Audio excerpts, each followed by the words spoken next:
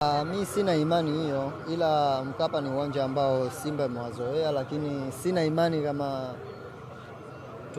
tumepata goli moja kwa sababu ya uwanja wa Amani, kwa sababu uwanja wa Amani tushaleta mechi kubwa, lakini pia tumeshinda goli moja. Stellenbosch ni timu ya aina gani, na binafsi mchezo wa marudiano utakuwa ni mchezo gani? Timu mpya ndo wageni kwenye mashindano, lakini ni timu ngumu sana na mchezo unafuata ni mgumu, lakini inshallah kwa uwezo wa Mungu Simba anacheza finali.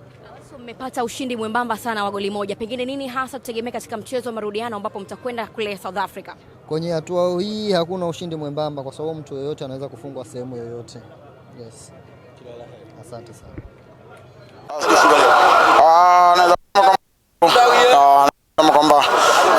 Nashukuru watu wote walikuja kutusupport na tumeweza kupata ushindi, na sasa tunajiandaa kwa ajili ya mchezo wa pili. Ilikuwa mechi ngumu kiasi gani na wapinzani wenu mnawazungumziaje? Kuna mchezo wa marudiano tarehe 27. Naweza kusema kwamba timu yote iliyoingia nusu finali ni timu nzuri, na ukiangalia hata jinsi ya uchezaji wao ni timu nzuri. Kwa hiyo naweza kusema kwamba kazi kubwa na iachia benchi la ufundi ambalo wanaandaa ni kitu gani ambacho kwa ajili ya mchezo unaokuja. Una uzoefu wa robo finali nyingi zaidi. Hii ni nusu finali yako ya kwanza ukiwa na klabu ya Simba. Pengine ugumu wa nusu finali na stage nyingine zilizopita peleze.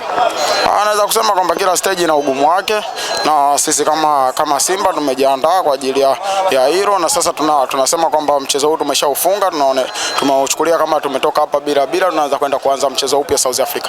Kuna muda mlikuwa mnaimiss atmosphere ya Benjamin Mkapa? Hapana, kila kitu kilikuwepo kwa sababu mashabiki wengi wameweza kujitokeza na wameweza kutupa support na tumeweza kupata ushindi. Ilionekana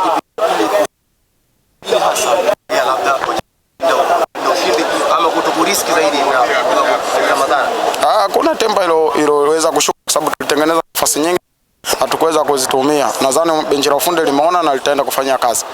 Unaona nafasi ya kufanya vizuri ugenini na kufuzu kwenye finali? Ndio maana nimeweza kusema kipindi cha kwanza kwamba tunaweza kusema kwamba hii tumelifuta na tunaenda kuanza mchezo upya. Shukrani.